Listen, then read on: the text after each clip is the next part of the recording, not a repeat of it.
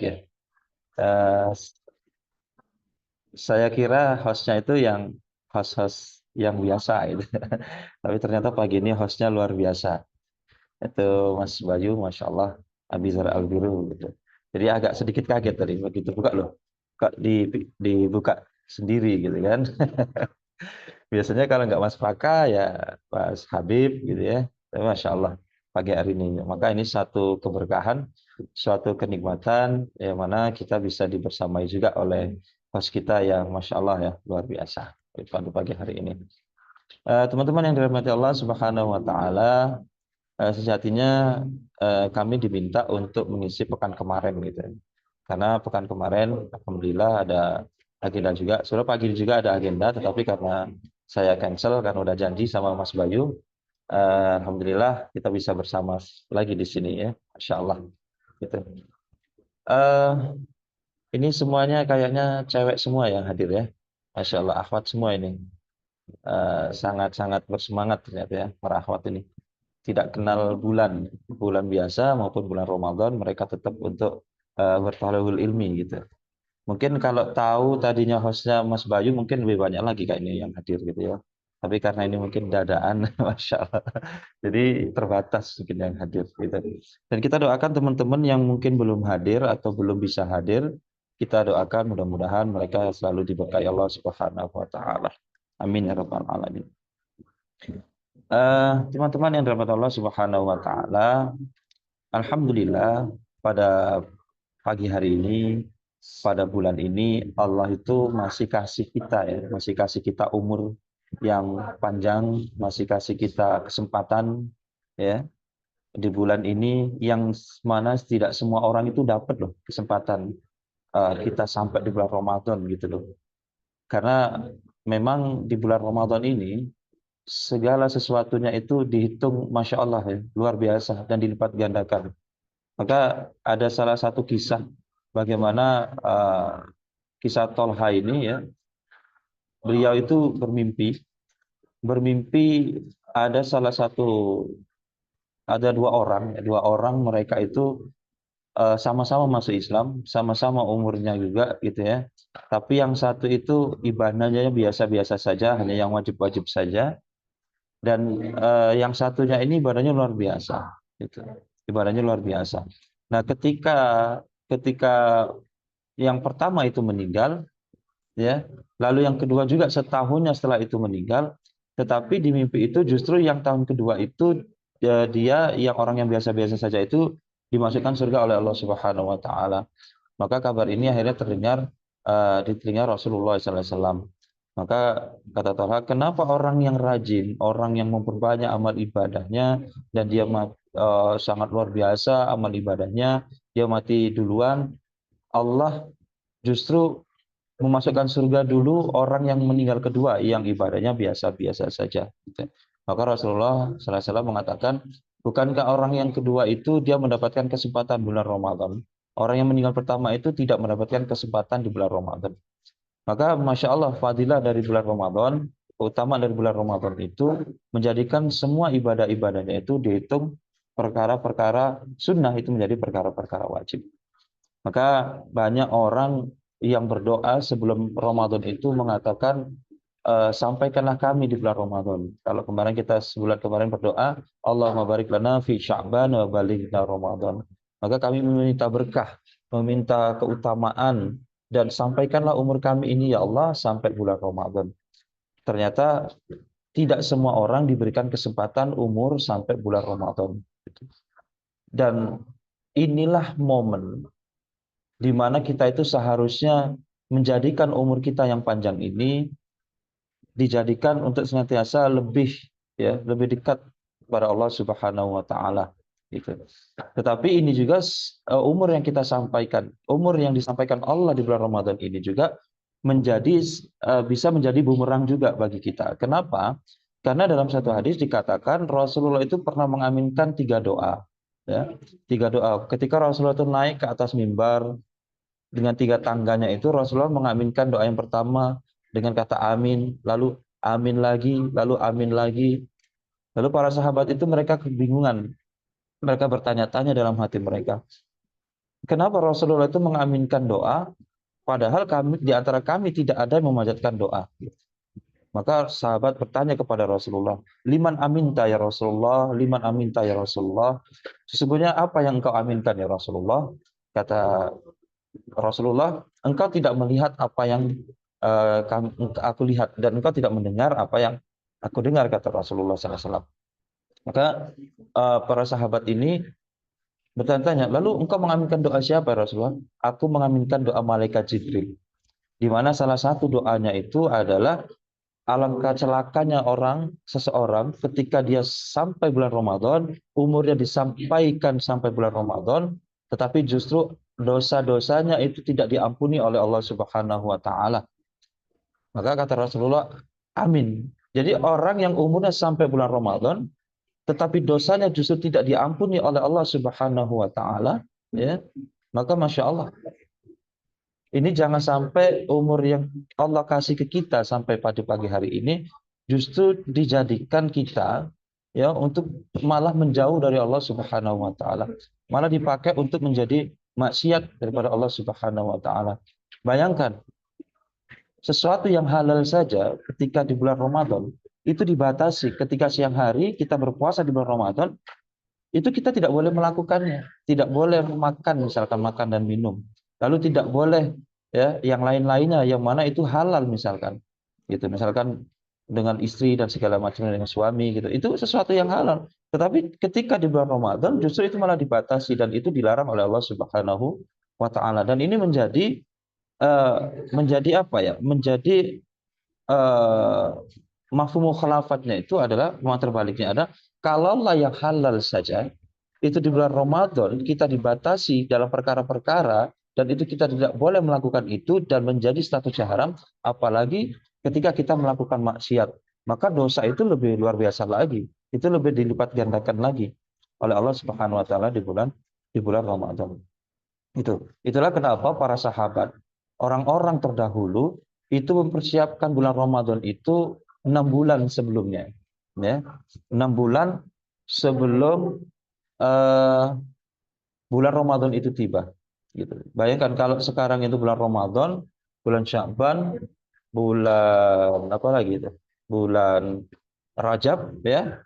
Lalu Jumadil akhir, Jumadil awal, ya, Rabiul akhir, Rabiul awal. Jadi Rabiul awal itu sudah mempersiapkan eh, nanti sampai mereka mempersiapkan di bulan bulan Ramadan. Maka Masya Allah, orang-orang terdahulu mempersiapkan bulan Ramadan itu 6 bulan sebelum bulan Ramadan itu hadir, gitu.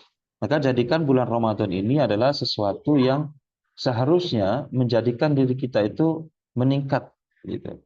Nah, kalau pada pagi hari ini kita membahas tentang titik balik, ya. Titik balik, ya. Titik balik itu bisa apa aja, gitu. Bisa apa aja. Tapi yang pertama adalah titik balik akan ilmu. Nah, ini yang Masya Allah, ya. Kalau kemarin mungkin, ya, di saat kita belum bulan puasa, belum bulan Ramadan, keinginan kita akan mengejar ilmu, keinginan kita untuk uh, mencari ilmu, itu mungkin kita apa ya, kayak terlena, kita nggak begitu bersemangat, bahkan kita tidak ada keinginan untuk itu. Maka jadikan bulan Ramadan ini menjadi titik balik kita atau titik awal kita, ya, bagaimana kita itu seharusnya menjadikan bulan Ramadan itu sebagai uh, ajang untuk mencari ilmu yang sebanyak-banyaknya, gitu.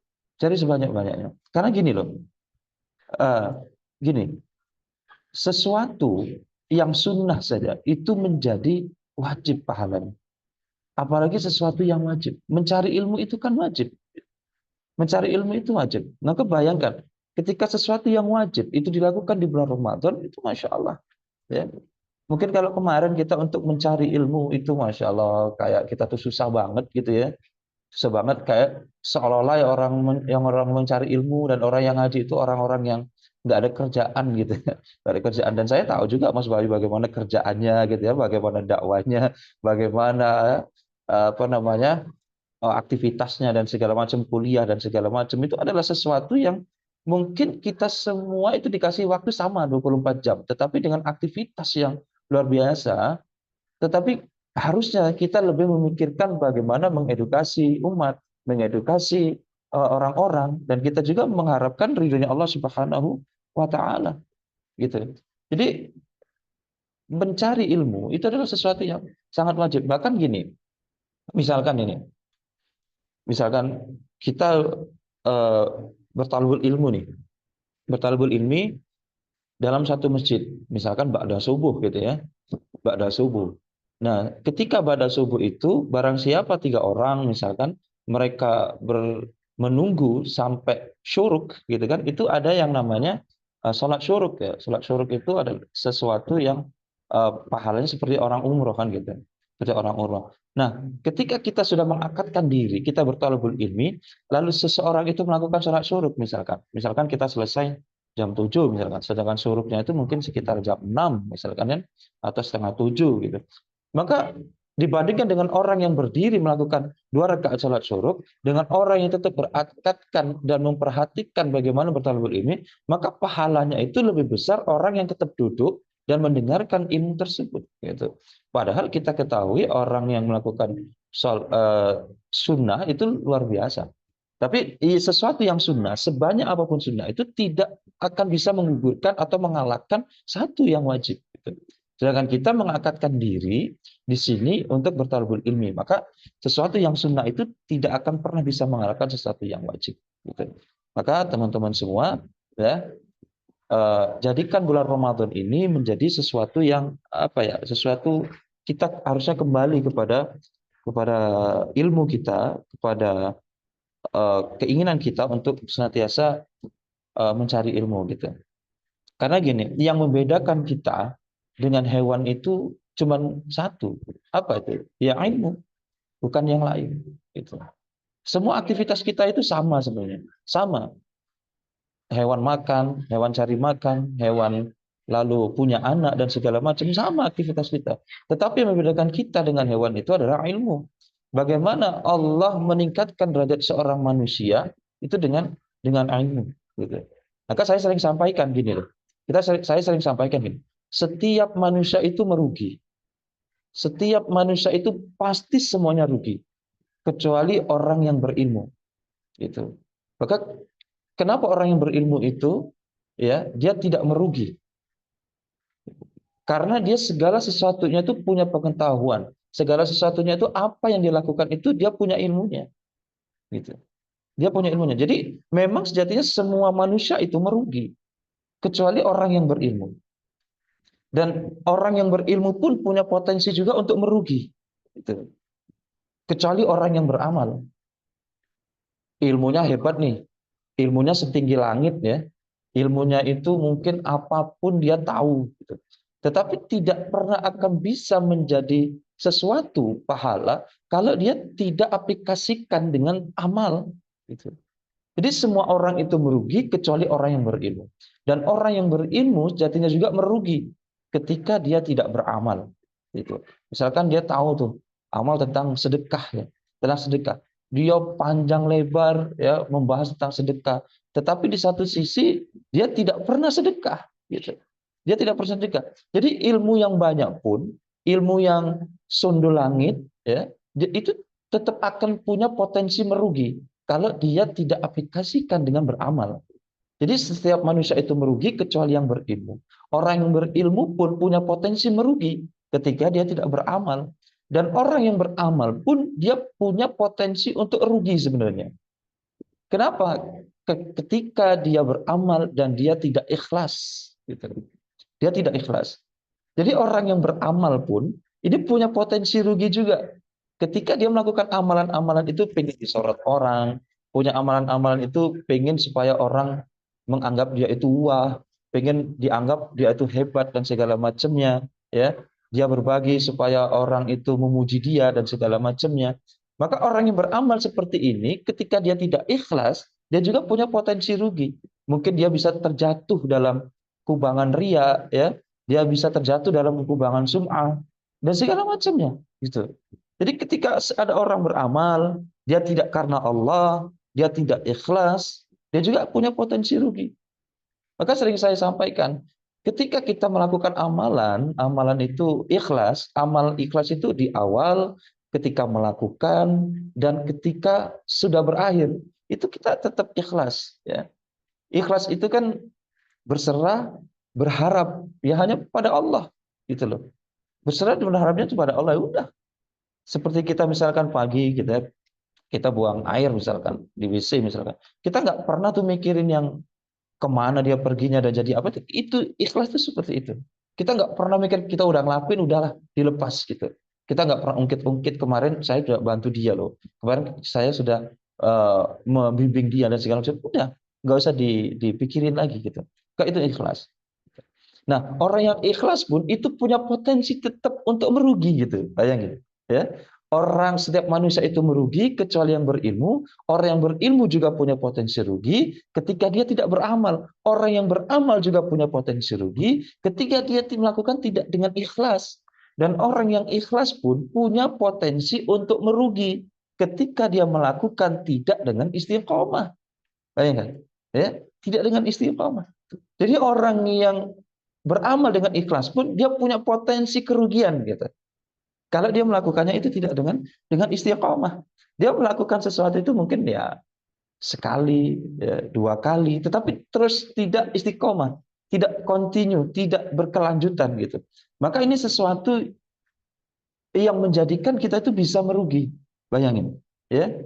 Banyak orang mungkin dulu dia melakukan amalan, dia banyak dan segala macam, tetapi karena dia tidak istiqomah, dia tidak konsisten, maka dia tetap menjadi orang yang punya potensi merugi gitu. Walaupun tidak berdosa, tapi dia punya potensi untuk rugi.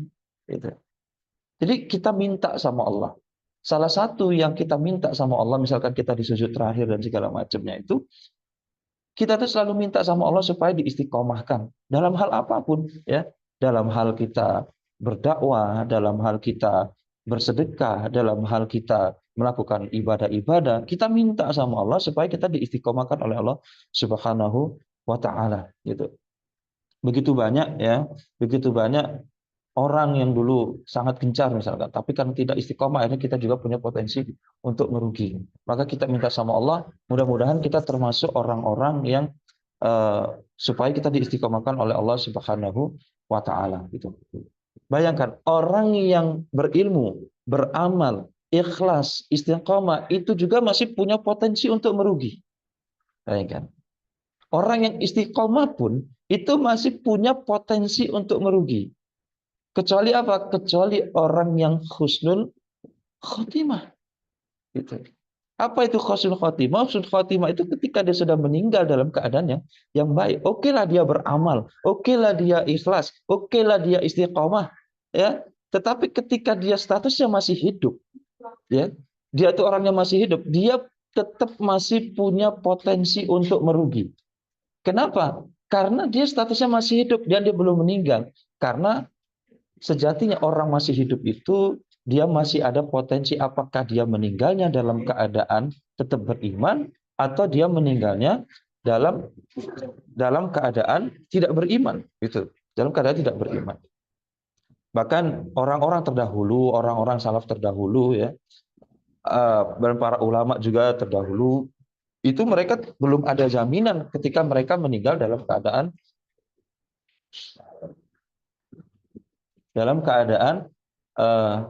istiqomah atau tidak. Misalkan kita ambil contoh, Abdullah Al-Qasimi.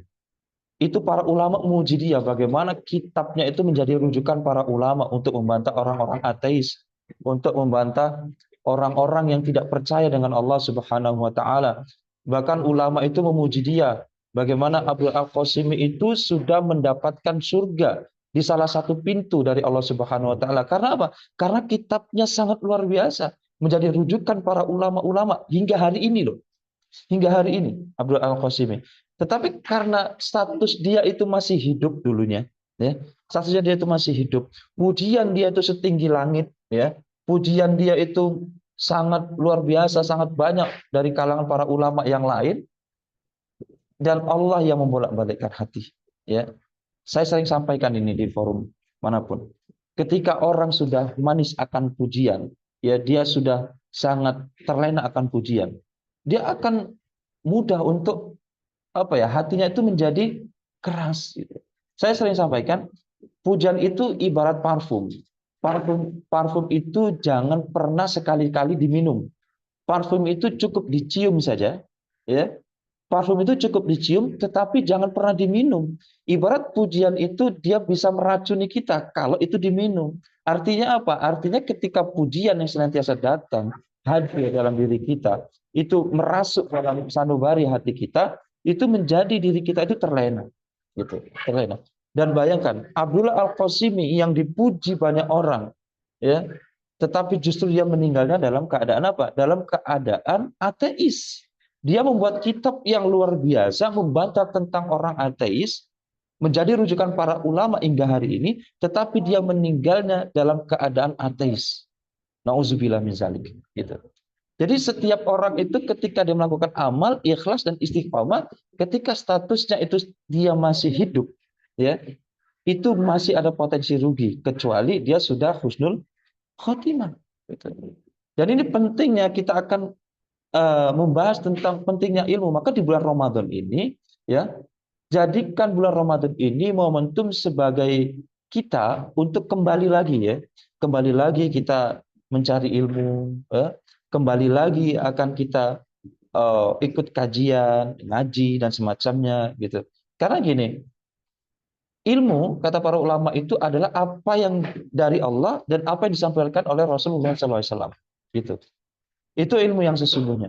Kalau ilmu dunia tentang sains, tentang teknologi, itu ilmu dunia. Tetapi ilmu yang hakiki, ilmu yang luar biasa itu adalah bagaimana ilmu yang luar biasa itu adalah ketika dari Allah dan Rasulnya. Gitu. Kalau kita pengen ini ya, pengen ngelamar kerjaan ya, belum lagi kayak Mas Bayu sekarang masih kuliah gitu ya. Kuliah itu ya kan yang dicarikan ilmu gitu ya. Apa yang dicari ijazah gitu. Tapi mudah-mudahan yang dicarikan ilmu gitu. Cari ilmu. Nah, bayangkan kita kuliah saja untuk ngejar S1 misalkan itu 4 tahun ya. Belum lagi nanti lanjutannya lagi dan segala macamnya gitu. Jadi ilmu tentang dunia saja kita begitu menggebu-gebu, ilmu tentang dunia saja kita prioritaskan. Kok kenapa ilmu tentang akhirat, ilmu tentang Allah, ya, ilmu tentang apa yang disampaikan oleh Rasulullah, justru kita seadanya gitu. Justru kita seadanya. Maka jadikan bulan Ramadan ini sebagai momentum kita ayo yuk kembali yuk gitu. Kembali kita untuk ngaji, kembali yuk kita untuk bertalabul ilmi dan semacamnya gitu ya. Karena ilmu inilah perkara-perkara yang penting gitu. Perkara yang penting tentu juga dengan disandingkan dengan keimanan kita terhadap Allah Subhanahu wa taala gitu. Dan salah satu uh, titik balik kita ya di bulan Ramadan ini berikutnya adalah yuk kita kembali lagi dekat sama Allah gitu ya. Kita kembali lagi yuk tuh, dekat sama Allah. Mungkin 11 bulan yang lalu itu kita udah sangat jauh banget kan sama Allah. 11 bulan yang lalu itu kita udah sangat-sangat apa ya? Sangat-sangat lalai lah gitu ya. Sangat lalai. Kita udah sangat-sangat ya Allah, Engkau begitu jauh, begitu jauh. Maka bulan Ramadan ini kan Allah panggil kita. Ya ayyuhalladzina amanu. Ya ayyuhalladzina amanu, hai orang-orang yang beriman gitu. Khitabnya itu untuk orang-orang yang beriman. Seruan itu untuk orang-orang beriman, khitabnya itu. Gitu. Bukan untuk semua manusia, tapi untuk orang-orang beriman.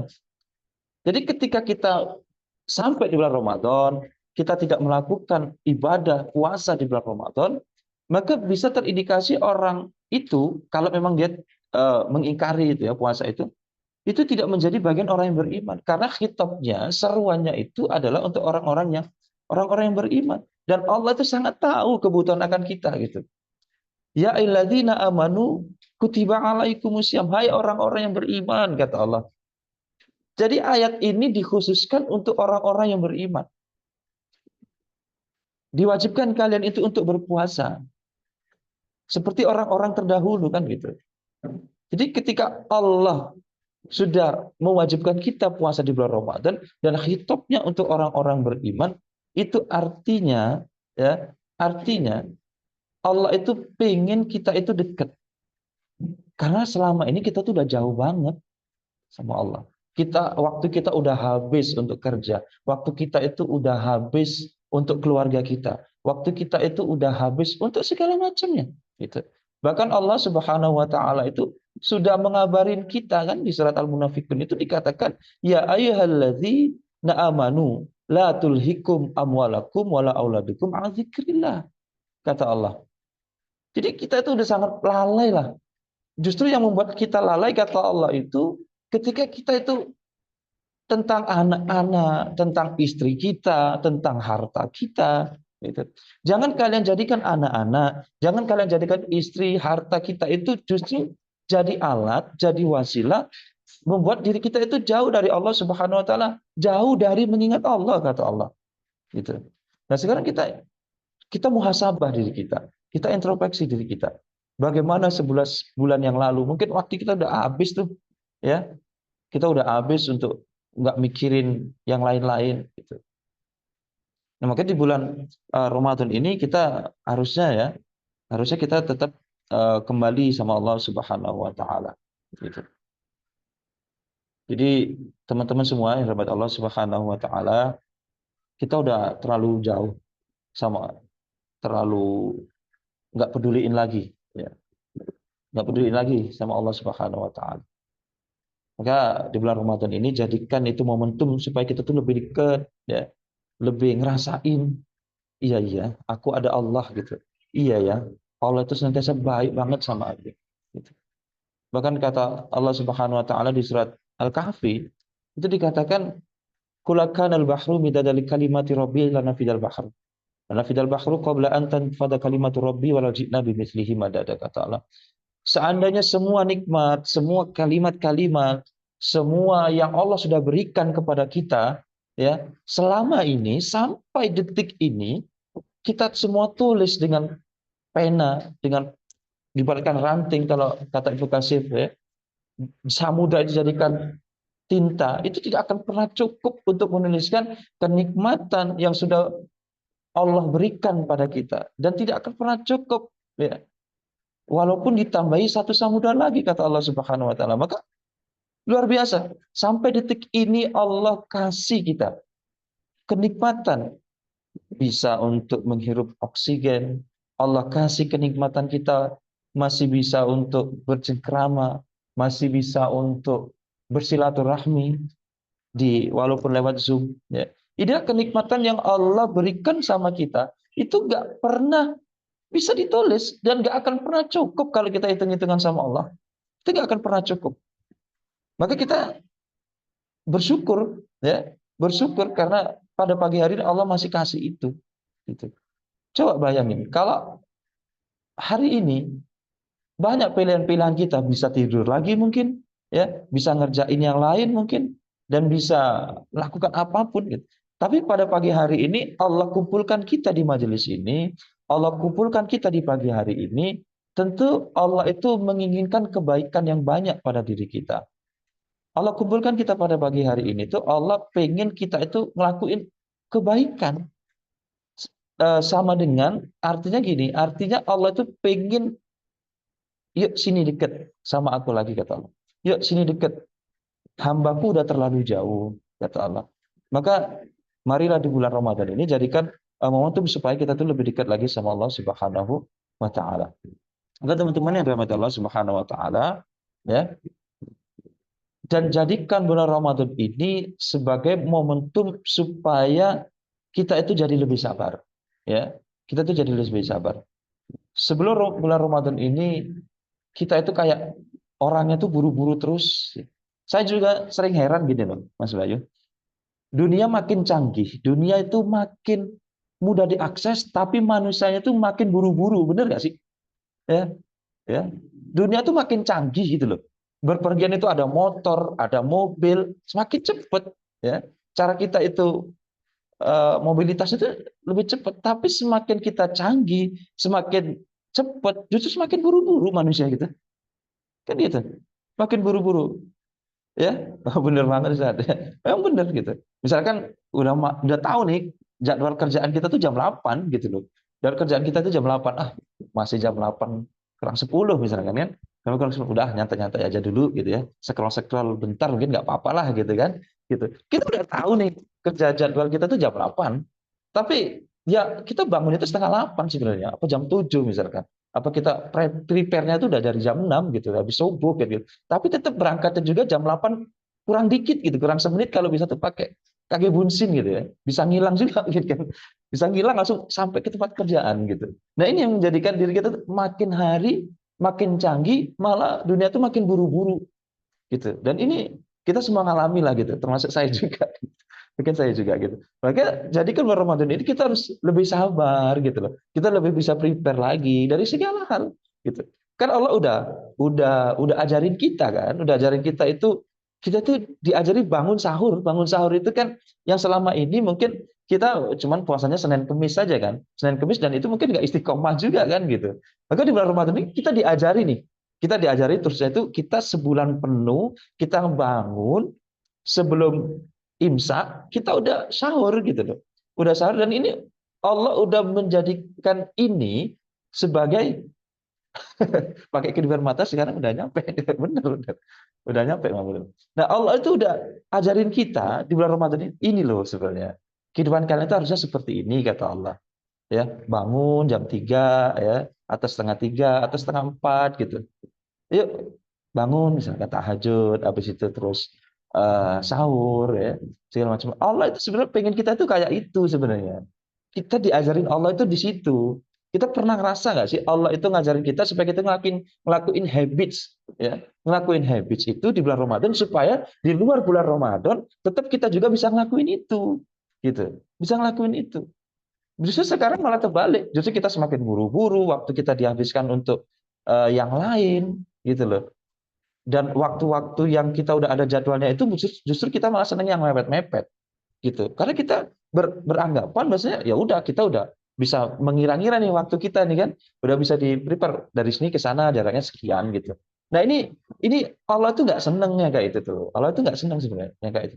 Karena Allah udah ajarin kita di bulan Ramadan 1 bulan full, 1 bulan full. Jadi kita diajari untuk sabar dan jangan buru-buru, dan jangan buru-buru. Dan misalkan dalam perkara hati, misalkan dalam perkara hati yang mungkin kemarin kita jadi suka marah-marah, gitu ya, hobinya marah-marah. Di bulan Ramadan ini Allah juga ingin membiasakan kita, menjadikan itu sebagai habit supaya udahlah, nggak usah marah-marah, gitu kan. Yang tadinya pemarah jadi peramah kalau bisa di bulan Ramadan ini kan. Yang tadinya pemukul jadi perangkul, yang tadinya tukang ngejek menjadi pengajak kan gitu. Dan Allah itu pengen di bulan Ramadan ini perangai kita, tingkah laku kita, akhlak kita itu digojlok apa bahasanya? Digojlok di di apa ya? Apa namanya itu kalau bahasanya digojlok lah ya.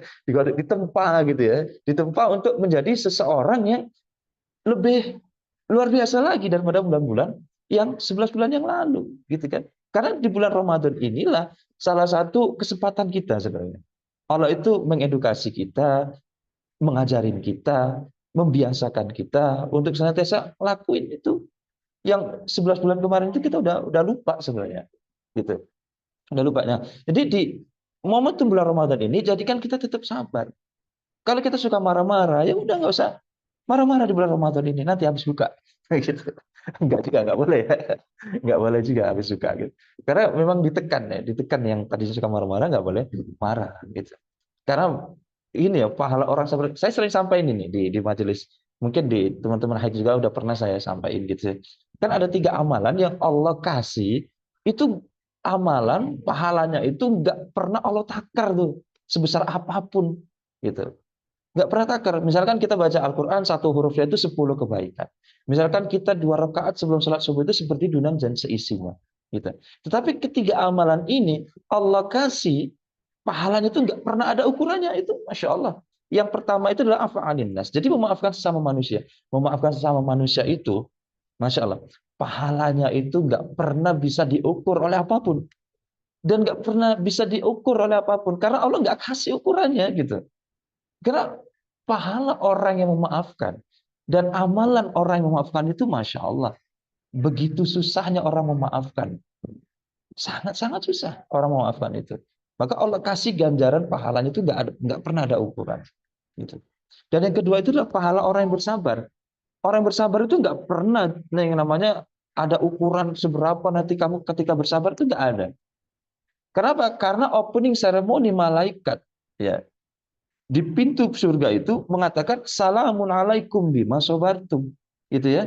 Jadi nanti malaikat itu beropening ceremony di sana, gitu. Wah, begitu mereka menyambut kita, gitu ya. Salamun alaikum bima sobartum, kata malaikat.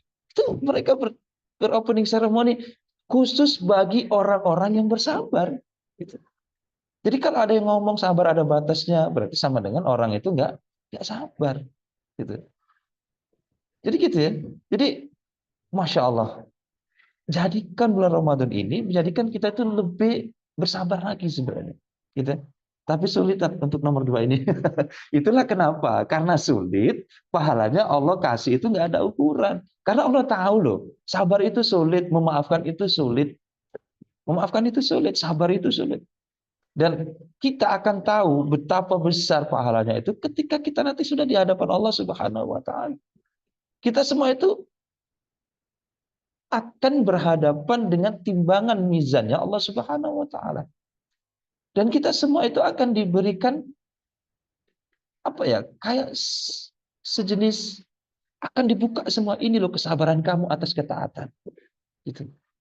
Banyak orang sabar atas kemaksiatan. Gitu. Banyak orang sabar justru atas kemaksiatan. Misalkan contoh gini, sabar atas kemaksiatan. Dia udah tahu nih pernah masuk penjara kan? Udah pernah dia masuk penjara. 3 tahun, 5 tahun keluar, ngelakuin kejahatan lagi, masuk penjara lagi. Udahlah nggak apa-apa, sabar aja di penjara gitu. Itu salah gitu. Itu salah. Tapi sabar kita itu sabar atas ketaatan gitu. Jadi yang wow, Mbak Ayu malah senyum, ciri-ciri sabar tuh. Gitu. Jadi tapi nggak semua senyum itu harus dilakuin, harus tetap dengan konteks gitu ya. Itu dengan konteks gitu. Gitu. Jadi misalkan ada orang yang uh, ngomongin kita itu terus ada marah-marah itu kita senyumin aja gitu, itu nggak apa-apa. Tapi terus kalau kita nggak ada apa-apa terus kita senyum-senyum sendiri gitu di jalan, bukan sabar itu namanya, gitu ya. Nah jadi jadikan bulan Ramadan ini sebagai momentum supaya kita itu bersabar. Dan yang ketiga tadi saya tadi udah bilang tiga ya. Yang pertama itu adalah memaafkan sesama manusia. Yang kedua itu adalah bersabar. Dan yang ketiga itu adalah bulan ini gitu. Berpuasa di bulan Ramadan. Di hadits qudsi dikatakan gini, setiap anak Adam ketika melakukan kebajikan itu dikali 700 kali lipat gitu. 700 kali lipat kecuali puasa kata Allah. Kecuali puasa di bulan Ramadan, karena apa? Karena puasa itu untukku dan aku sendiri yang akan membalasnya. Allah cuma bilang, aku sendiri yang akan membalasnya tanpa dikasih ukuran seberapa besar pahala berpuasa di bulan Ramadan. Masya Allah. Gitu. Jadi luar biasa. Jadi ketiga amalan ini amalan yang memang sangat sulit. Yang tadi teman-teman katakan di chatting Zoom tadi ya. Memang ini semuanya sulit. Memaafkan itu sulit. Bersabar itu sulit. Berpuasa di bulan Ramadan itu sulit. Gitu. Kenapa? Karena berpuasa Ramadan ini nggak semua orang itu ya itu bisa ngelakuin itu. Dan nggak semua orang itu mereka istiqomah untuk berpuasa di bulan Ramadan itu. Itulah kenapa Allah kasih ganjaran yang luar luar biasa. Gitu. Maka jadikan bulan Ramadan ini jadi momentum supaya kita lebih sabar ya, untuk ngadepin apapun, ya, untuk ngadepin dari misalkan punya istri yang marah-marah gitu ya, bukan cowok ya, bukan pacar ya, nggak boleh gitu ya.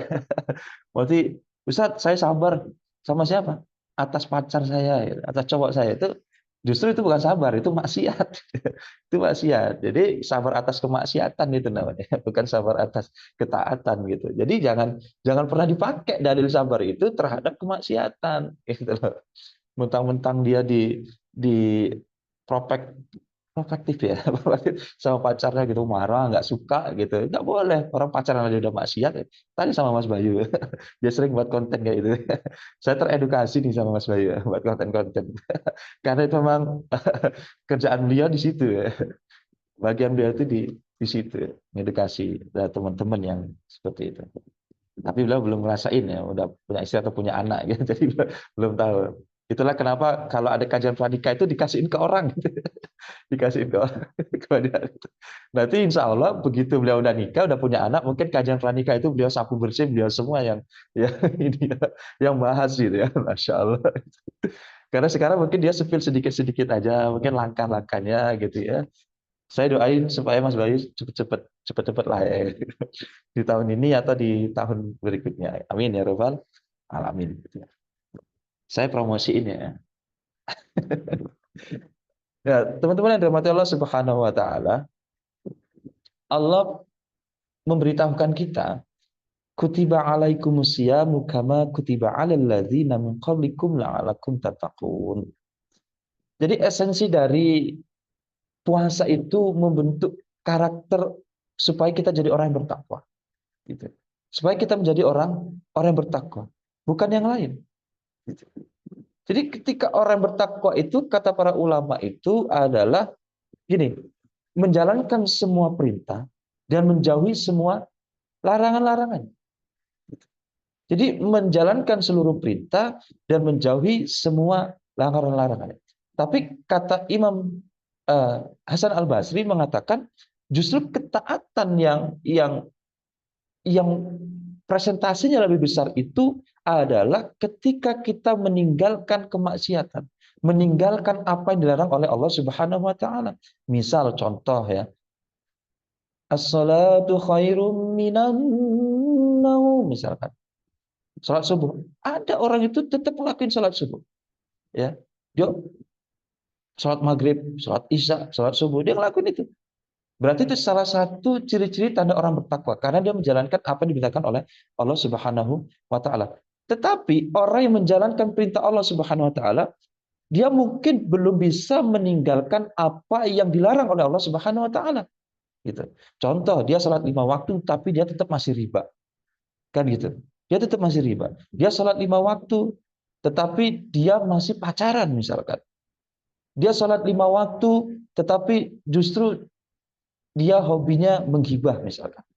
Itu dilarang oleh Allah gitu. Jadi presentase kata Imam Basri yang paling besar itu adalah justru meninggalkan apa yang dilarang oleh Allah Subhanahu wa taala. Betapa banyak orang hari ini, maaf misalkan, dia taat sama Allah di satu sisi, dia sholat 5 waktu ya. Dia misalkan jenggotnya panjang misalkan, maaf misalkan. Tapi di satu sisi dia mengambil riba ya. Dia justru gemar akan riba misalkan. Maka dia belum bisa meninggalkan itu. Gitu. Bahkan saya pernah ya ini real story ya. Saya pernah mendapatkan orangnya benar-benar ada dan saya cerita sama dia, ngobrol berdua sama dia gitu. Dia ini Pak Haji, dia penghulu ya. Dia Pak Haji, dia penghulu, dia kaum, dia khotib ya.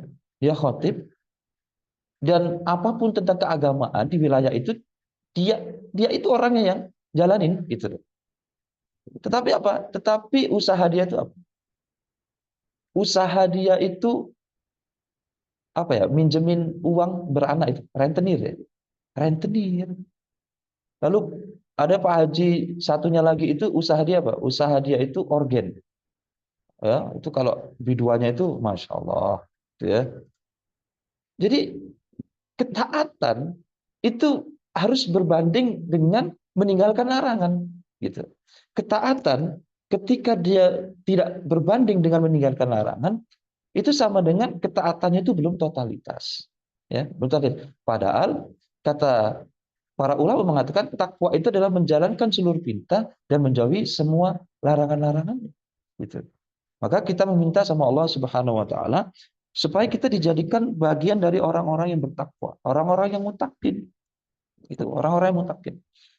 Dan di bulan Ramadan ini salah satu bentuk ketakwaan kita itu ya adalah ya bagaimana kita memperbanyak lagi ya amalan-amalan kita, misalkan membaca Al-Qur'an, kita berzikir dan amalan-amalan yang lain gitu.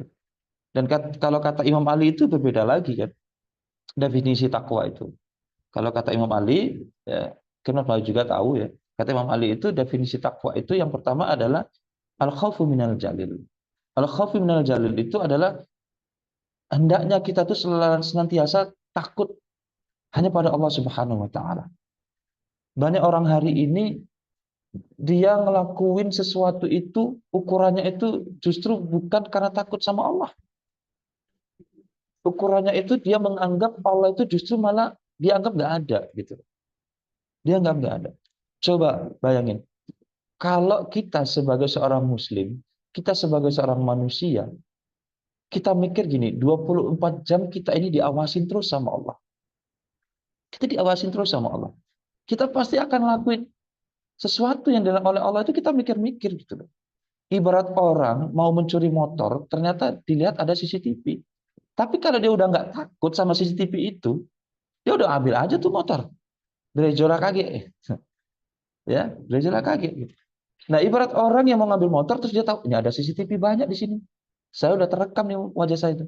Kalau dia masih ada sedikit rasa takut terhadap CCTV yang ada di sekeliling dia, itu bisa ini ya, dipastikan orang itu mungkin akan mikir-mikir dia akan ngambil motor itu. Gitu. Sama, ketika kita di hati kita udah nggak ada rasa takut sama Allah Subhanahu Wa Taala, maka udah diterabas saja. Biarlah kaget, Mak Mano. Gitu. Jadi bukan bagaimana nanti, gitu. Nanti bagaimana, tapi bagaimana nanti. Itu salah. Gitu. Bagaimana nanti dipakai untuk masjid juga salah. Gitu. Bagaimana nanti itu kalau kita dikasih amanah ya, dikasih sesuatu yang untuk memajukan diri kita, udahlah, nggak usah pikir panjang, udahlah bagaimana nanti gitu lah. Bagaimana nanti Allah yang bimbing kita itu nggak apa-apa gitu. Itu nggak masalah gitu. Nah, maka hendaknya kita itu senantiasa takut hanya pada Allah Subhanahu wa taala. Dan takut sama Allah itu berbeda dengan kita takut sama makhluk. Berbeda kita takut dengan setan, gitu. Berbeda kita takut dengan pimpinan kita, dengan jenderal, dengan apapun gitu. Takut dengan makhluk, takut dengan setan, itu justru menjadikan kita lari, ya, menjadikan kita menjauh. Kalau kita takut dengan atasan kita, mungkin kita sesekali dekat, tapi karena takut itu setelah kita nggak, atasan kita nggak ada di depan kita, kita mungkin ngomong-ngomongin dia kan gitu. Tapi ketika kita status kita takut sama Allah, menjadikan diri kita itu justru malah makin dekat sama Allah Subhanahu wa taala. Kenapa? Karena zat yang maha memiliki, zat yang maha mencipta, zat yang maha mengetahui apapun yang kita lakukan, itu senantiasa ngawasin kita. Itu senantiasa ngawasin kita dan kita itu udah nggak bisa berbuat apa-apa ya kecuali atas kehendak Allah Subhanahu wa taala. Itu. Jadi di bulan Ramadan ini kita diinginkan sama Allah itu menjadi orang bertakwa. Dan ciri-ciri orang bertakwa kata Imam Ali karamullah wajha, yang pertama adalah al-khaufu minal jalil. Hendaknya kita itu takut hanya sama Allah Subhanahu wa taala. Dan berikutnya kata Imam Ali, definisi takwa yang berikutnya adalah al-a'malu bitanzil. Hendaknya mereka itu senantiasa beramal dengan apa yang diturunkan dari Allah Subhanahu wa taala. Al-a'malu bitanzil. Beramal dengan apa yang diturunkan oleh Allah Subhanahu wa taala. Beramal maksudnya gitu, sesuai dengan apa yang diinginkan Allah, apa yang sudah diajarkan oleh Rasulullah SAW. Itu. Jadi kita beramal nggak semata-mata kita yang buat gitu loh. Tapi beramal itu tetap dengan apa yang ada tuntunan dari Allah dan Rasulnya. Misalkan nih, kita terlalu bersemangat, oh mungkin sholat subuh ini habis mandi gitu ya. Habis mandi, badan seger, wah, kalau sholatnya 4 rakaat mungkin keren nih kan. Mungkin hebat nih gitu. Tapi itu tidak sesuai dengan apa yang diturunkan oleh Allah dan diajarkan oleh Rasulullah SAW. Maka sesuatu yang seperti ini justru menjadi apa ya? Menjadi mudarat, menjadi keharaman. Kenapa nggak ada dari zaman dulu sampai zaman sekarang sholat subuh itu 4 rakaat itu nggak ada. Gitu. Maka itu salah satu contoh kita tuh beramal dengan apa yang diajarkan oleh Allah dan apa yang diajarkan oleh Rasulullah Shallallahu Alaihi Wasallam. Gitu. Contoh lagi misalkan kita beramal dengan apa yang Allah turunkan. Gitu. Sekarang kita muhasabah, introspeksi diri kita. Sudahkah kita beramal dengan apa yang diturunkan oleh Allah Subhanahu Wa Taala? Gitu. Hanya diri kita yang tahu. Dari kita bangun tidur sampai kita tidur lagi, apakah udah itu belum lagi halal perkara yang lain dan kita minta sama Allah, kita doa sama Allah, kita menuju Step itu, tahapan itu. Dari sisi individu, dari sisi kita bermasyarakat, bahkan kita doakan juga mudah-mudahan bernegara pun seperti seperti apa yang dilakukan dari Allah Subhanahu wa taala. Amin ya rabbal alamin. Nah, berikutnya adalah al-qana'a bil qalil. Apa itu al-qana'a bil qalil? Hendaknya kita itu nerimo, legowo, ya, dengan apa yang sudah Allah kasih, dengan apa yang sudah Allah takdirkan kepada kita, baik buruknya itu tetap dari Allah Subhanahu wa taala, gitu. Itu qanaah. Jadi rasa qanaah, rasa senantiasa menerima dengan apa yang sudah Allah kasih, dengan apa yang sudah Allah takdirkan sama kita, itu salah satu ciri-ciri orang yang bertakwa itu seperti itu, gitu. Apalagi misalkan status kita udah jadi ibu rumah tangga nih ya. Status kita itu yang belum nikah gitu ya, belum nikah, ya kita menerima dengan apa yang udah Allah kasih sama kita. Mungkin hari ini kehidupan kita itu nggak sesuai dengan ekspektasi kita. Kita udah ngerangkai itu dari awal atau dari nol, kita udah rangkai, udah naik, naik, naik. Begitu mau finish, patah di situ. Pokel. Kalau bahasa Bang Palembang itu, Batali puasa itu kan mokel. Mokel. Nah, kita udah rangkai itu ya, udah rangkai ekspektasi. Pokoknya gua udah rangkai nih kayak gini. Tapi ternyata patah di situ. Dan patah di situ tuh memang Allah kasih di situ patahnya. Karena apa? Karena mungkin ketika kita ngelanjutin itu, Allah tahu kita nggak akan kuat. Gitu. Kita nggak akan kuat. Dan kita senantiasa qanaah. Bayangin, kalau kita sebagai seorang muslim, mau laki-laki maupun perempuan, ya, kita nggak ada rasa qanaah terhadap Allah Subhanahu wa taala. Kita nggak pernah ada rasa menerima dengan apa yang sudah Allah kasih sama kita. Hidup kita itu akan berat. Jalanin hidup itu berat. Jalanin hidup kita itu susah. Benar. Pernah nggak ada yang ngalamin seperti itu? Kita udah kayaknya Allah itu jahat gitu. Kayaknya Allah itu nggak adil gitu. Nah, kalau Allah udah dibilang jahat, Allah udah dibilang nggak adil, terus yang zat maha adil dan maha baik siapa? Gitu. Jadi hendaknya kita tuh qanaah bil qalil, kita tetap menerima.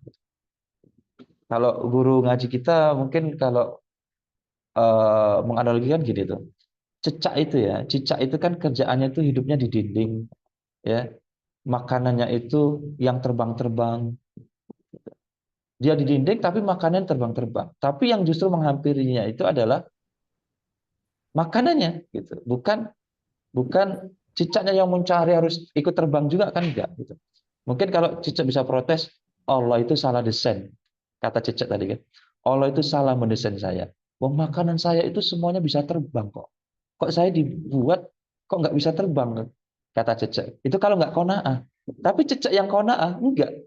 Dia tetap merayap ya, merayap di dinding lalu tiba-tiba datang seekor burung Garuda. nggak nggak itu makan ya. Seekor nyamuk lalu dihap gitu.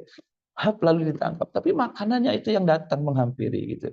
Nah, ini yang menjadikan kita itu qanaah terhadap apa sudah Allah kasih. Jadi jangan pikir keadaan kita hari ini dengan penampilan kita ya, dengan kulit hitam saya yang seperti ini, dengan ketidaksempurnaan saya seperti ini.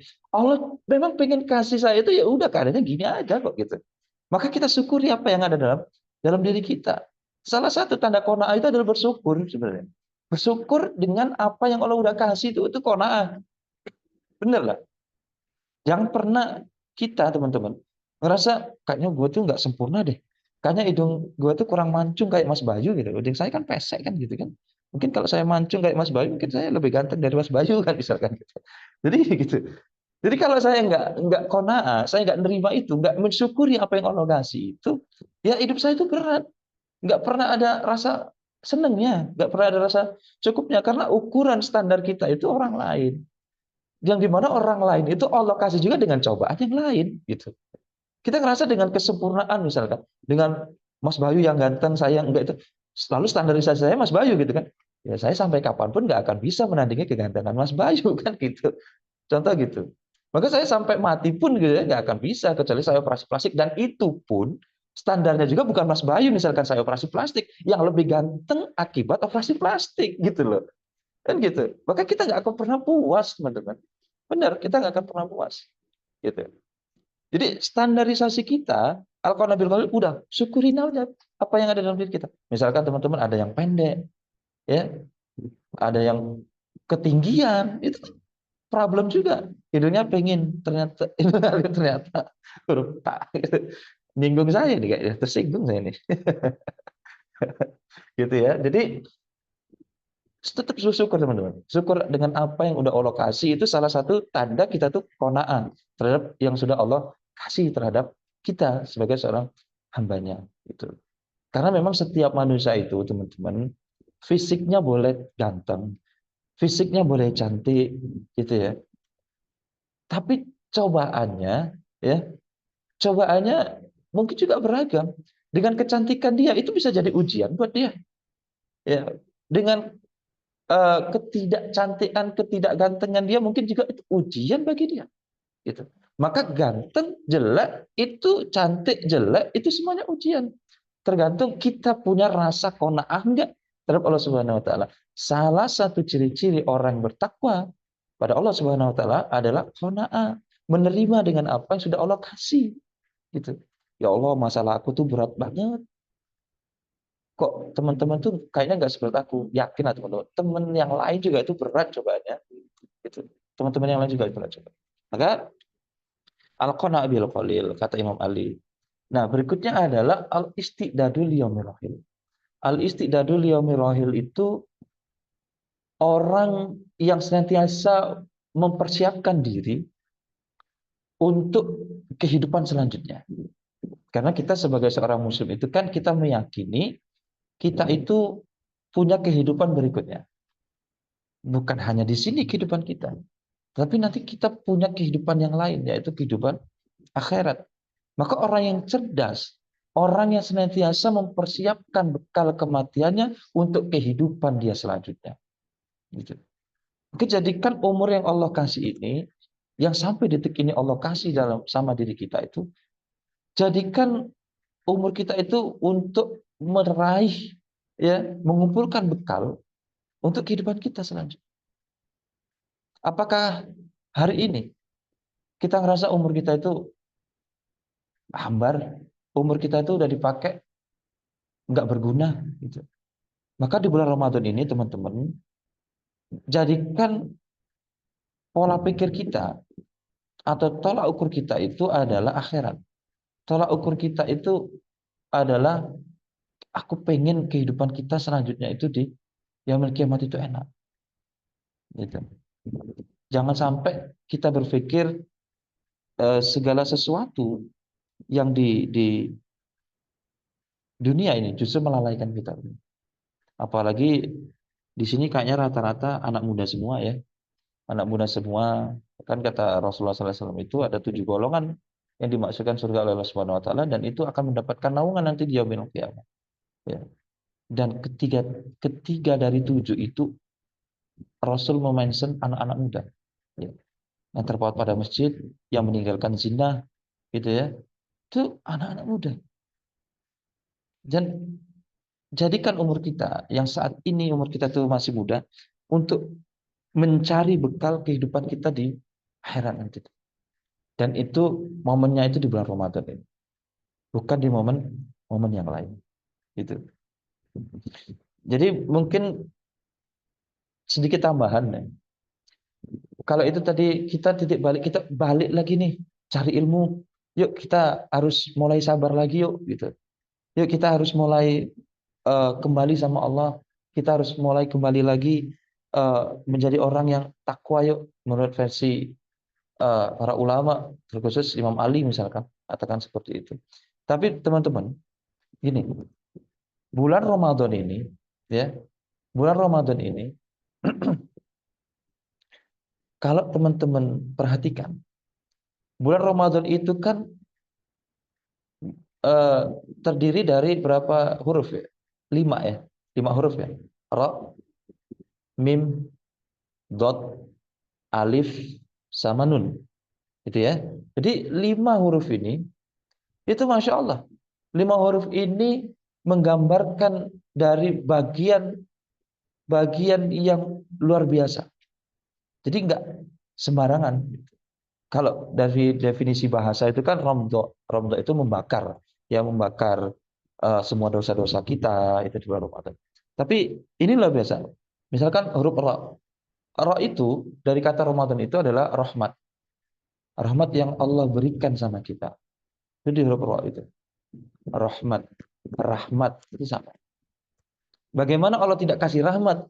Ketika kita sampai di bulan Ramadan itu, Allah buka pintu surga itu selebar-lebarnya.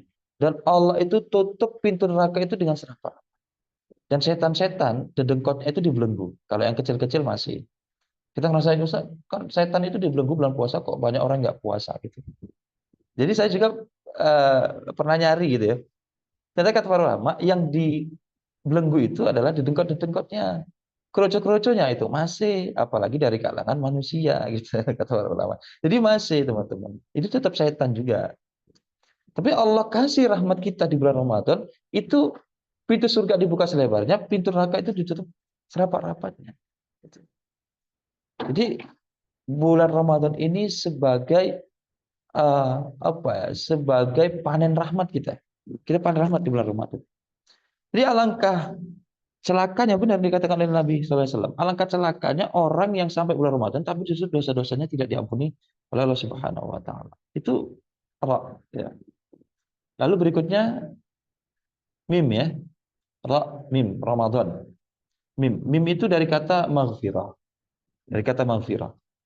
Jadi tadi sudah rahmat, ini dari kata maghfirah. Maghfirah itu adalah ampunan. Tapi kata maghfirah itu bukan hanya sekedar ampunan yang biasa, teman. Maghfirah itu artinya Allah mengampuni dosa-dosa kita, Allah mengampuni kemaksiatan kita, dan Allah tutup semua kemaksiatan dan dosa kita yang telah lalu supaya tidak pernah berdampak kepada kehidupan kita selanjutnya. Gitu teman-teman. Itu maghfirah namanya. Bukan hanya sekedar ampunan yang sifatnya itu hanya ampunan atau enggak. Tapi kalau maghfirah itu dosa, karena kan sejatinya gini, dosa itu dia akan berimplikasi, akan berefek kepada kehidupan kita setelahnya. Pasti teman-teman. Apa misalkan contoh, kemaksiatan apapun itu, dia nanti akan berefek kepada kehidupan kita selanjutnya. Itu.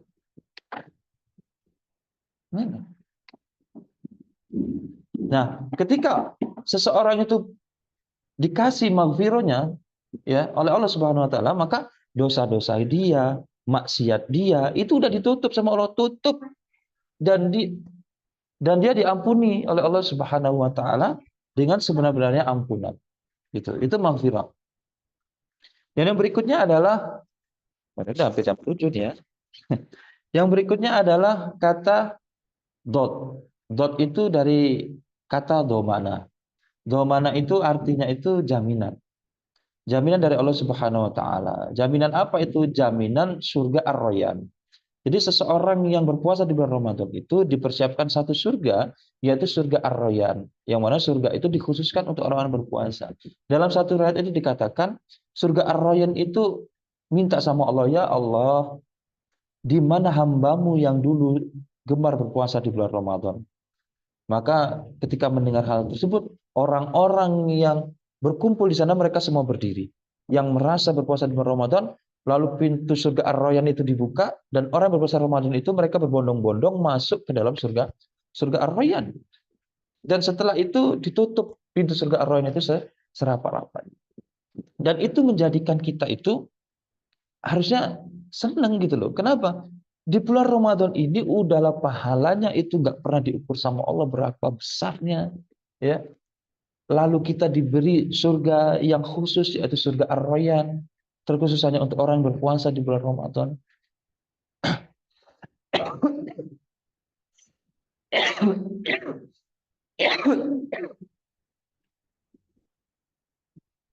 Sama host nggak disediakan minum, masih berpuasa sih. Justru kalau dikasih minum, ini berdosa. Berdosa. Nah, jadi begitu hebatnya Allah kasih panen-panen rahmat yang Allah kasih itu, kasih surga tuh, surga Ar-Rayyan, ya. dikasih pahala yang nggak ada ukuran. Gitu.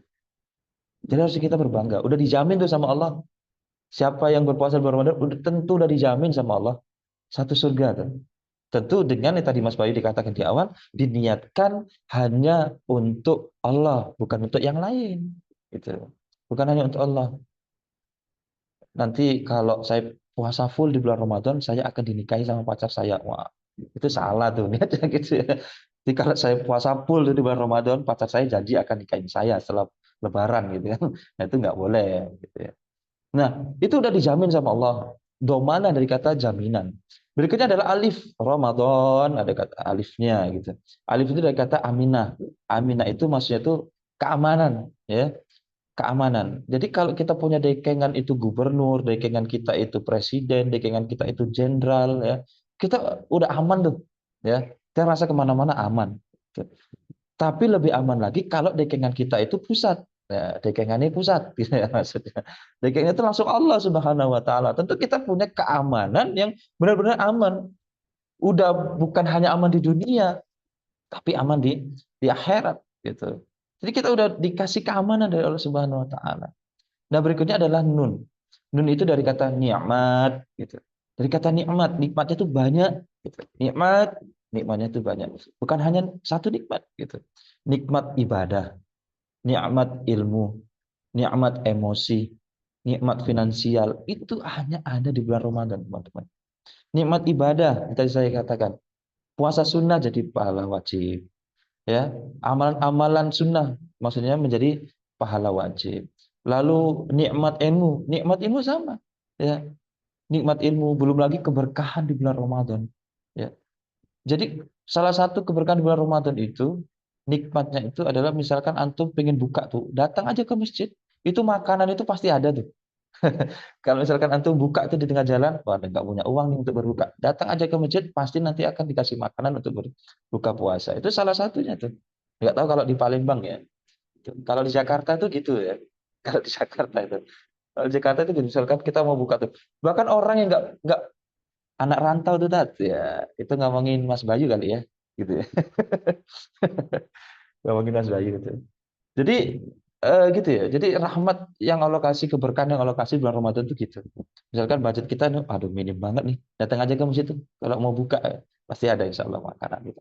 Jadi nikmat ilmu, nikmat apa lagi? Nikmat emosi yang tadi emosi kita meledak-ledak.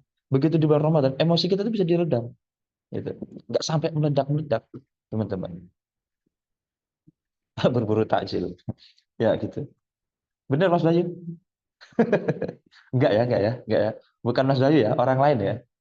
Bukan ya, orang lain ya. Gitu. Nah, berikutnya adalah nikmat finansial. Nikmat finansial. Contoh misalkan, banyak orang di bulan Ramadan ini dapat nikmat finansial. Contoh misalkan Mas Bayu, bentar lagi dapat THR nih. Ya, karena udah kerja kan gitu. Itu nikmat finansial. Coba di bulan lain, nggak dapat dua THR. Cuman di bulan Ramadan dapat THR. Saya juga gitu. Dapat THR juga nanti kan gitu. Jadi orang-orang yang bekerja, orang-orang yang statusnya itu pegawai, mau besar maupun kecil pasti dapat THR. Itu salah satu nikmat finansial yang Allah kasih di bulan Ramadan. Nggak Allah kasih di bulan-bulan yang lain gitu loh. Dan setiap bulan Ramadan itu manusia itu senang berbagi. Benar. Nggak hanya orang muslim, orang di luar Islam pun mereka senang berbagi di bulan Ramadan. Ya, misalkan ada konten kreator yang dia tuh bukan muslim, ya, dia tuh agamanya agama beda dengan Islam. Tapi begitu bulan Ramadan dia nyediain berbuka bersama, ya, berbagi takjil dan segala macam. Bener. Itu nikmat materi, nikmat finansial yang Allah kasih gitu loh. Jadi belum lagi nikmat finansial yang lain itu, misalkan orang yang tadi jualannya makanan, misalkan di bulan biasa itu omsetnya biasa aja. Tapi begitu bulan Ramadan itu 10 kali lipat tuh, ya, 10 kali lipat. Ada seorang artis yang cuma jualan es cendol, itu omsetnya 10 juta per hari. Itu. Dari sore sampai malam itu 10 juta. Hanya jualan es cendol. Jualan es cendol. Oh, belum lagi orang jual-jual takjil yang lain gitu ya. Belum lagi orang yang jualan baju, jualan pakaian ya, busana dan segala macam itu Masya Allah akan dapat nikmat finansial yang luar biasa. Tentu kita sebagai seorang muslim, kita juga sebagai orang pelajar, maka diniatkan hati kita ketika kita di bulan Ramadan bukan hanya nikmat itu yang kita buru gitu loh. Tapi nikmat ibadah tadi, nikmat ilmu tadi, dan nikmat sabar. Dan yang paling terpenting adalah bagaimana jadikan bulan Ramadan ini sebagai momentum kita lebih dekat sama Allah. Maka jadikan bulan Ramadan ini menjadi titik balik supaya kita makin dekat sama Allah. Gitu. Bukan justru kita makin jauh sama Allah. Gitu ya, teman-teman. Nah, mungkin itu sedikit yang bisa saya sampaikan. Mudah-mudahan bermanfaat, teman-teman. Barakallah itu. Baik, syukron jazakallah khairan kepada Ustadz Masyuri ya. Ada satu yang aku highlight teman-teman semua dari Ustadz Masyuri yang mungkin teman-teman tuh juga sering lupa. Bahwasanya sebenarnya ya kehidupan seorang muslim itu ya sebagaimana kehidupan kita di bulan Ramadan.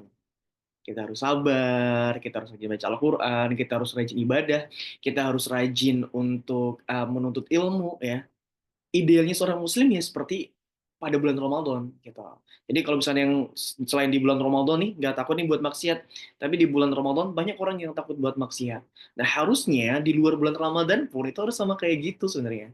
Ya toh. Nah dengan berkatnya bulan Ramadan ini, mungkin yang tadinya selama 12 bulan terakhir ini kita 11 bulan terakhir ini kita lupa ya dengan Allah Subhanahu wa taala, kita suka yang aneh-aneh, maksiat dan lain sebagainya, maka Allah hadirkan bulan Ramadan. Ini loh seharusnya kehidupan seorang muslim itu seperti ini gitu. Bukan seperti yang kemarin-kemarin dan lain sebagainya. Nah, itu teman-teman semua. Jadi sebenarnya idealnya seorang muslim yaitu seperti ada bulan Ramadan ini ibadahnya, sholatnya, bangunnya, bahkan dari bangun pun tadi di-spill sama Ustadz Masyuri bahwasanya ya Allah tuh pengen ngajak kita dan ngasih tahu kita bangun tuh ya harusnya jam 3:30 sebelum subuh, ya sholat dan lain sebagainya lah. Gitu. Ada banget. Ini harus teman-teman ingat. Nah, yang saya harapkan adalah ketika teman-teman sadar akan hal ini, itu di luar dari bulan Ramadan, kebiasaan-kebiasaan Ramadannya itu jangan dihilangkan. Harusnya ditingkatin. Nah, ini kan jadi kadang jadi kebiasaan ya ketika setelah bulan Ramadan selesai, kayak terbebas gitu, wah bebas dan seterusnya gitu. Nah ini nggak boleh tuh kayak gitu. Justru harus dipertahankan atau lebih baik ditingkatin lagi. Gitu teman-teman semua. Baik, itu tadi salah satu hal yang aku highlight ya dari Ustaz Masyuri. Nah, mungkin kalau teman-teman semua ada yang mau ditanyakan, silahkan. Ada yang ditanyakan tentang apa saja berkaitan dengan materi pada pagi hari ini. Silakan. Oke, Mbak Windri, ada Mbak Bella. Oke, kita coba baca dari kolom chat terlebih dahulu. Setelah itu Mbak Windri silakan bersiap untuk open mic ya. Oh, Mbak Windri jadi via chat juga. Oke, nggak apa-apa. Bentar ya. Oke, dari Kak Bella. Assalamualaikum Ustadz, izin bertanya, bagaimana cara memastikan kebiasaan baik yang meningkat di bulan Ramadan ini tetap berjalan setelah Ramadan selesai? Karena mungkin ada yang tidak sedikit kebaikan-kebaikan yang dilakukan saat Ramadan menurun atau bahkan tidak dikerjakan lagi. Bentar, Ustadz. Dan bagaimana lebih meningkatkan kesabaran di bulan Ramadan? Ustadz katanya kalau seorang melakukan amalan rutin sebelumnya, tapi ketika ada membuat dia berhalangan melakukan amalan itu, maka tetap akan mendapatkan pahala juga. Tapi apakah sama saat wanita yang di bulan Ramadan ada bolong saat puasa?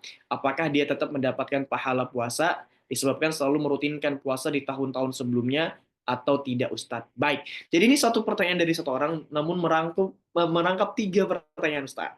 Yang pertama, bagaimana cara untuk menjaga kebiasaan itu supaya tidak turun setelah bulan Ramadan. Yang kedua, cara meningkatkan kesabaran. Yang ketiga, bagaimana apakah benar ketika kita sudah terbiasa melakukan amalan, tiba-tiba karena ada suatu halangan seperti para wanita gitu ya, Ustaz, itu apakah akan tetap dinilai pahala di sisi Allah Subhanahu wa taala ketika dia tidak mengerjakan kebiasaan-kebiasaan atau rutinitas yang dia lakukan sebelum datangnya halangan tersebut.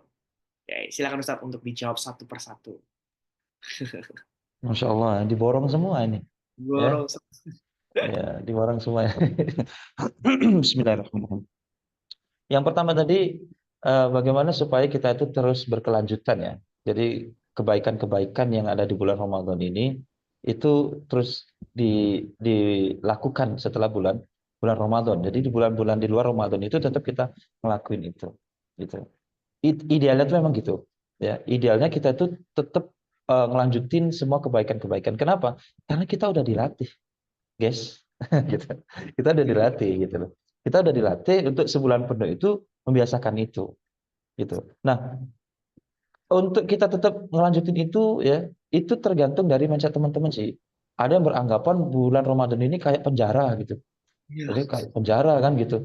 Ini kok udah bulan Ramadan lagi sih? Cepet banget Ramadannya itu. Tapi begitu Lebaran, udah mau Lebaran nih kan gitu kan. Ada kan di story awal-awal bulan puasa nggak terasa ya 29 hari lagi Idul Fitri gitu, Lebaran gitu. Dia nggak pernah mikirin kok ya Allah, alhamdulillah udah datang lagi nih bulan Ramadan gitu ya. Datang lagi bulan Ramadan, tapi dipikirin nggak terasa 29 hari lagi Idul Fitri gitu. Berarti yang dipikirkan itu justru lebarannya gitu, bukan mencari banyak-banyak amal di bulan bulan Ramadan gitu. Nah, maka setiap orang yang latihan itu ya, yang dibutuhkan orang latihan itu supaya dia tetap pro itu apa sebenarnya? Dia tetap pro. Misalkan dia udah latihan nih kan, udah latihan, latihan bola aja ya. Latihan bola misalkan. Dia udah latihan terus nih, udah latihan terus. Nah, supaya dia latihan itu dan dia jadi profesional itu apa yang dilakuin? Gitu. Karena orang yang udah profesional dia akan lakuin itu terus. Gitu. Latihan. Ini kita udah ditempa nih 1 bulan ini untuk kita latihan nih. Maka yang harus kita lakuin itu adalah tetap istiqomah. Nah, istiqomahnya itu gimana, Ustadz? Gitu. Istiqomahnya itu maka jaga momentum. Ya, jaga momentum. Momentum itu kalau udah hilang sedikit aja, itu udah mengurangi daya dorongnya tuh. Yakin teman-teman. Contoh misalkan kita dulu nih, ya dulu kita masih jahiliyah misalkan, kita masih kecil ya. Mungkin ada yang dulu juga jahiliyah juga misalkan. Kita niat udah puasa nih, mau bulan Ramadan sebulan full nih, tapi udah bolong sekali. Gara-gara teman ngajakin buka bareng di siang hari. Buka bareng siang. Itu momentumnya udah hilang tuh. Kita udah sekali mokel, udah sekali kita nggak berpuasa di bulan Ramadan itu momentumnya udah hilang. Dan itu udah berimbas atau berefek kepada sesuatu yang lebih besar lagi. Dia udah nggak semangat lagi puasanya, dia menganggap puasa itu udah nggak penting-penting amat dan segala macam. Gitu. Jadi yang paling penting sih jaga momentum sih. Jaga momentum kita itu supaya tetap ngelakuin itu terus. Kalaupun nggak bisa semuanya teman-teman, karena puasa kan di bulan Ramadan itu tiap hari ya, sebulan full ya. Maka ambil salah satu momentum yang antum itu pikir ini yang paling paling bisa tuh untuk jaga semua aktivitas kita ke depannya gitu. Apa contohnya? Contohnya itu dibangun malam itu, di sepertiga malamnya itu. Gitu. Itu jaga momentumnya tuh di situ. Ya. Nah, maka apa yang membuat kita tetap menjaga momentum? Dorongannya itu. Dorongannya karena apa? Kalau dorongannya karena Allah Subhanahu wa taala, ya, mudah-mudahan teman-teman kita akan kuat. Semakin besar dorongan kita, semakin kuat aktivitas yang kita lakuin. Gitu. Ya, kalau memang kita belum bisa semuanya ya manusiawi sebenarnya. Kita manusiawi. Kita tuh nggak bisa sempurna apa yang ada di media sosial nih. Kita tuh nggak sesempurna apa yang diekspektasi kita terhadap orang lain. Kelihatan soleh misalkan, ya. Mungkin saya ngomongin diri saya sendiri aja dulu gitu ya. Oh, itu udah ngomong gini gini gini gini. Tapi nggak juga teman-teman. Bisa jadi apa yang orang pikir itu saya juga nggak ngelakuin gitu loh. Apa yang saya omongin saya juga nggak ngelakuin gitu. Karena apa? Ya karena memang kita tuh manusia memang sebenarnya. Kita tuh manusia, tapi kita tetap harus jaga momentum itu. Jaga momentum itu supaya kita tetap di relnya itu. Jadi kalau momentumnya itu udah hilang, itu udah berkurang dari dorongnya. Maka cari momen-momen yang menurut antum itu di satu momen itu bisa menjaga dorongan untuk bulan bulan kedepannya. Itu sih kalau kalau saya sih gitu. Jadi misalkan saya ini setiap setiap hari ya, setiap hari itu selalu ngajarin anak-anak saya pribadi, itu selalu ngaji habis maghrib dan habis subuh, gitu. Habis maghrib dan habis subuh. Kecuali ini pagi tadi ya, karena saya langsung ngisi di sini, langsung ngisi di sini ya, langsung ngisi di sini. Maka kalau tidak ada uzur, saya selalu mengistiqomahkan anak-anak saya itu untuk ngaji habis maghrib dan habis subuh. Apapun keadaannya, mau dia males-malesan, ya minimal 1 ayat 2 ayat dia baca tuh gitu anak-anak saya. Maka ini dari segi momentum terus, kalaupun kita nggak bisa yang besar-besar, yang kecil itu terus dirutinin teman-teman, yang kecil itu tetap dirutinin. Ustaz misalkan puasa di Ramadan 1 full, maka dirutinkan puasa Senin Kamisnya gitu, puasa Senin Kamisnya. Tapi yang paling penting adalah dorongan itu sendiri. Dan yang kedua itu tadi, Sabar ya, sabar. Itu. Untuk meningkatkan sabar itu seperti apa, Ustaz? Untuk meningkatkan sabar itu, teman-teman, saya juga nggak tahu, teman-teman. Ya, saya juga nggak tahu sebenarnya. Serius, saya juga nggak tahu. Saya ada satu sisi, dua sisi itu saya nggak sabar juga, teman-teman. Saya nggak sabar. Misalkan begitu saya ngadepin istri, ngadepin anak, misalkan, ya, ada anak saya itu nggak sesuai dengan apa yang saya pengen, saya juga nggak bisa sabar, nggak bisa sabar. Padahal Allah juga, Rasul juga menginginkan kita itu untuk sabar. Tetapi kalau untuk porsinya yang lebih besar, insya Allah kita bisa sabarnya, gitu. Tapi memang ada satu sisi kita tuh memang nggak bisa sabar semuanya, gitu. Ada satu sisi yang kita tuh bisa bisa nggak sabar, bersabar dengan Ayu sendiri, curhat, gitu ya. Jadi kalau teman-teman ingin tahu tips eh, sabar seperti apa, jujur saya tuh belum sabar. Jadi kalau tanya tips sabar dengan saya itu saya nggak bisa, teman. Saya cuma ngasih tahu pahala orang sabar itu besar, gitu. Dan nggak ada diukuran sama Allah Subhanahu Wa Taala, gitu. Jadi saya nggak tahu jawabannya, teman-teman. Gitu ya, kalau tentang sabar itu, teman-teman. Saya itu sabar itu udah jalanin aja gitu. Ini karena Allah, ini bukan karena Allah, gitu. Kalau kita udah tahu ini karena Allah bukan karena Allah, kita insya Allah bisa sabar. Tapi kalau ingin sepenuhnya sabar, saya nggak tahu, teman-teman. Gitu.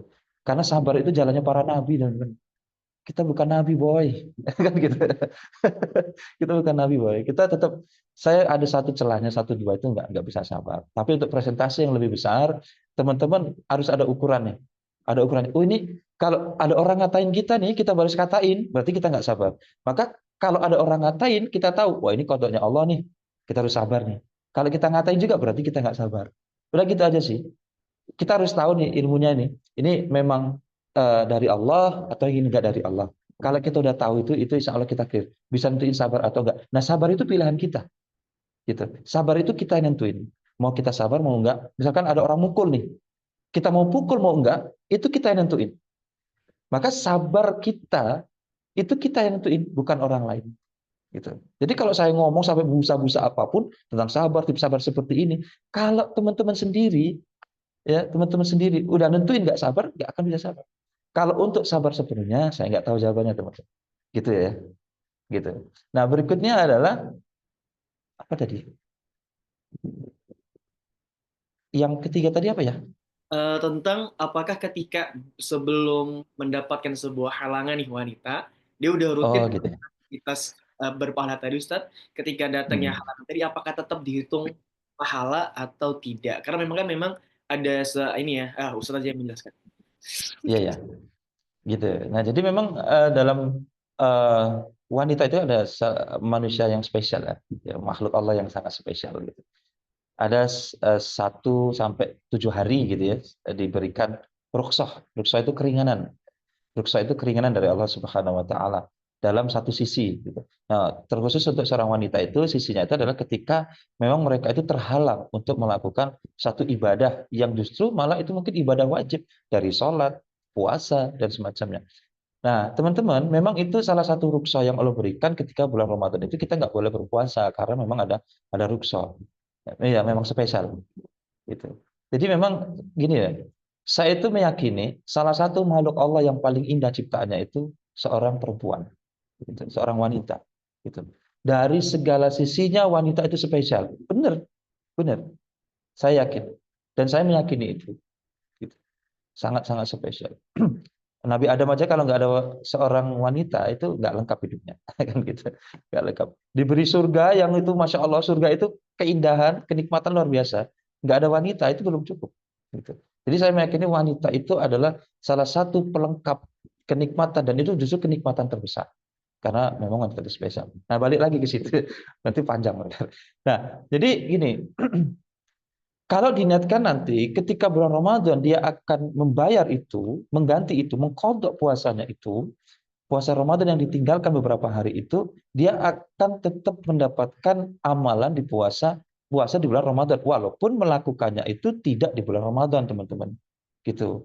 Misalkan ada orang tua renta juga dia membayar fidyah, ya, ada orang menyusui, ada orang sedang hamil besar misalkan, ya, itu tetap dia nanti akan bayar dan tetap akan mendapatkan puasa di bulan Ramadan. Bahkan bukan hanya itu, teman-teman. Bayangin, ada orang dia nggak puasa, ya, lalu dia itu memberi makan orang yang berbuka, maka pahalanya seperti orang yang berpuasa tersebut.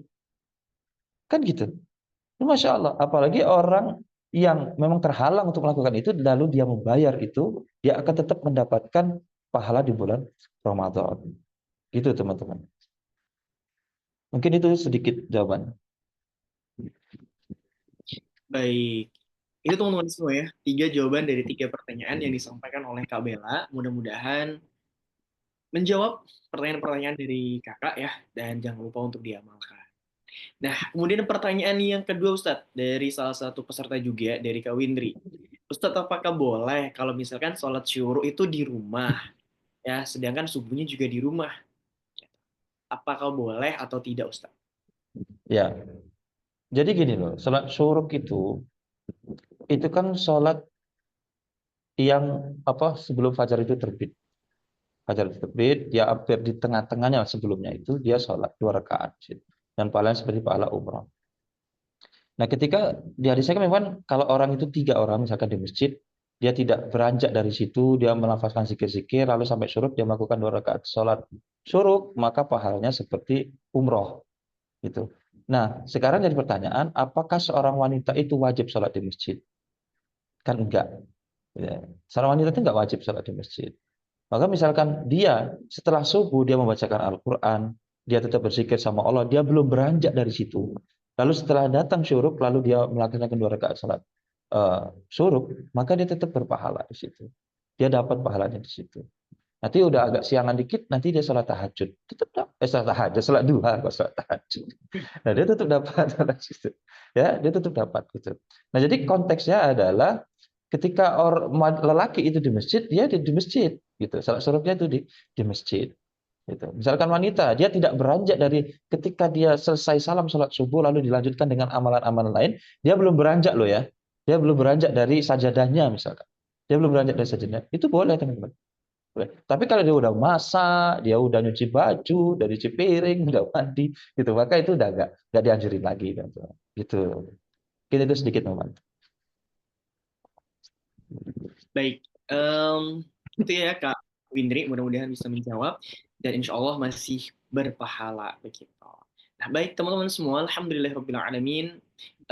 Pada pagi hari ini kita telah menuntaskan sesi yang kedua ya di Ramadan Jadi Baik bersama Ustaz Masyur Abu Zaki.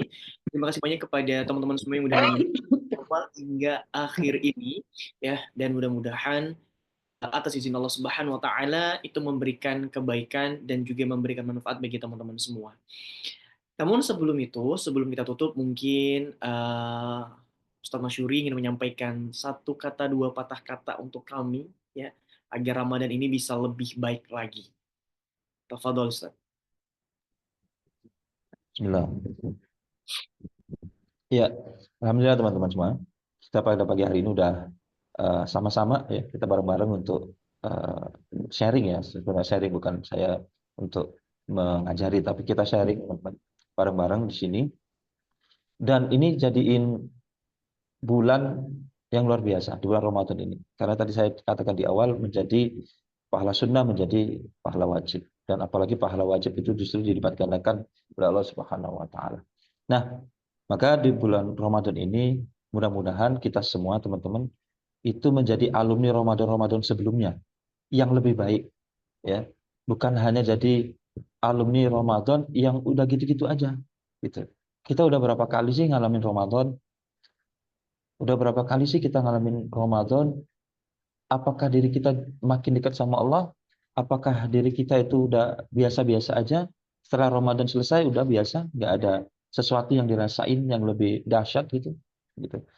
Kita mohon sama Allah mudah-mudahan kita dijadikan alumni Ramadan yang lebih baik daripada Ramadan-Ramadan kita sebelumnya, teman-teman.